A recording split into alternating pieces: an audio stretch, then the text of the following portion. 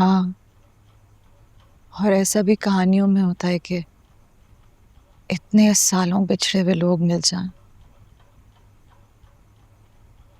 लेकिन कहानी के हर किरदार के साथ मुआवजा नहीं होता।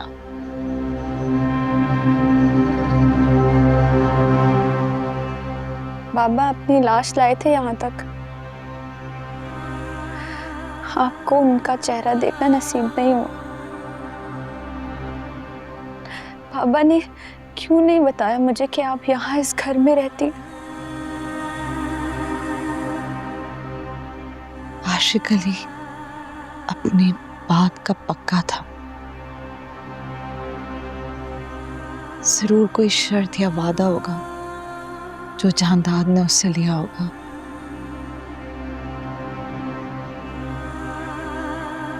वो इतने जालिम क्यों है अम्मा? खानदान का बड़ा है ना, इसलिए रस्में निभाकर मोतबर बनना चाहता है।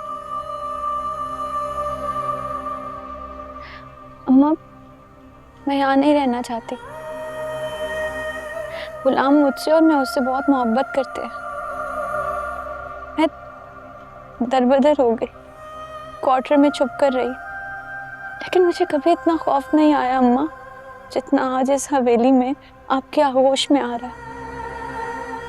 गुलाम को भूल जाओ, वो ऐसा कभी नहीं होने देगा। मैं उसे जानती हूँ।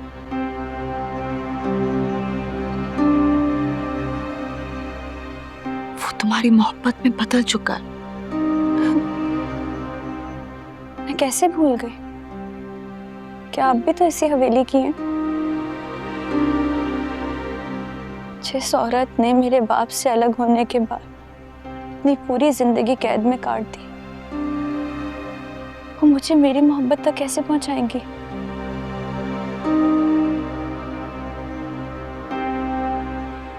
मुझे ऐसा क्यों लग रहा है अम्मा कि मुझे आपके साथ इस कमरे में कैद काटनी पड़ेगी? अम्मा फुप्पो नहीं हूं मैं। अम्मा फुप्पो नहीं हूं मैं जो मैं 22 साल कमरे में खुद को कैद कर लूंगा। और ना ही मैं सिकंदर अली हूं जो खुद को मार दूंगा। जहांदाद मीर अली का बेटा हूं, ऐसे कैसे हार मान लूंगा?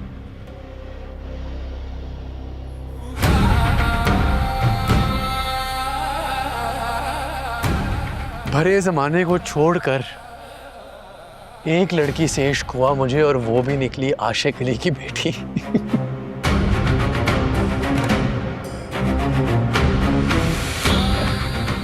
कितनी अजीब बात है ना ये बाबा।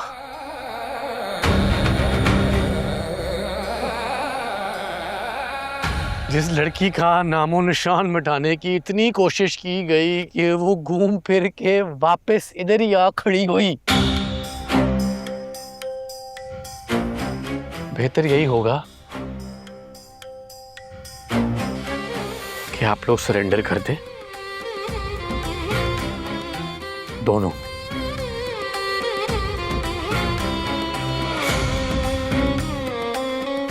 और मेरी शादी कराते सुंदरी से। और खानदान, उसका क्या? हमारी इज्जत का कोई ख्याल नहीं? वो मेरा मसला नहीं है। तो फिर किसका मसला है? तो आप लोगों का बनाया हुआ मसला है।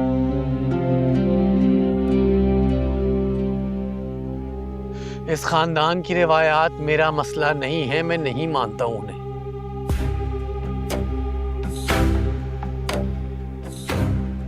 ये सर पे चढ़ा लिया आप लोगों ने इन बातों को।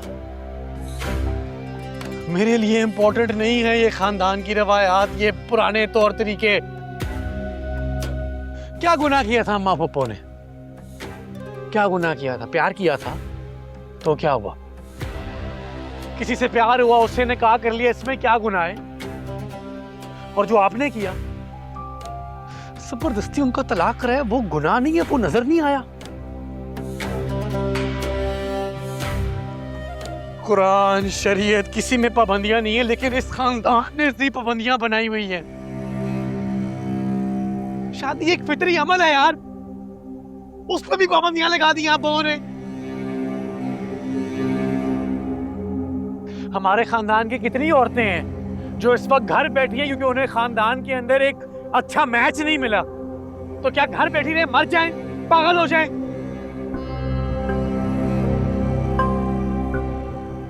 रो रहा था मैं घर पे उसके लिए,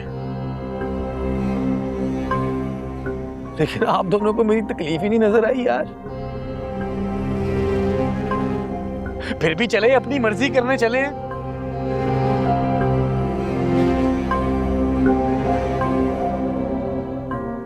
आपने मेरे टुकड़े टुकड़े करने हैं ना, कर दें, काट के फेंक दें, मुझे कोई फर्क नहीं पड़ता। और आप, नहीं चाहिए मुझे आपके भाई का वोट बैंक। ये ले लें सब कुछ मुझसे, मुझे नहीं चाहिए। मुझे एक चीज चाहिए और वो मैंने आप दोनों को बता दिया। खानदान खानदान की रवायत। जबरदस्ती करने की कोशिश की ना, अब मैं भी जबरदस्ती करूंगा। और मैं आप दोनों को बता रहा हूं कि मैं शादी करूंगा तो सिर्फ सुंदरी से। बेहतर है कि आप दोनों जाके अम्मा पप्पो से बात करें और हाथ मांग लें उसका। जिस खानदान के बारे में तुम कह रहे हो ना, वो तुम्हारी पहचान है, उसी से तुम जाने जाते हो। नहीं चाहिए मुझे वो खानदान, ले ले मुझसे सब कुछ वापस। नहीं चाहिए। आप दोनों को बता दिए मैंने मुझे क्या चाहिए, और वो है सुंदरी।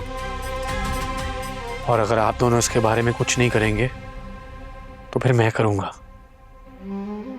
और ये मेरा आखिरी फैसला है। ये जहांदाद मीर अली के बेटे बादशाह मीर अली का आखिरी फैसला है।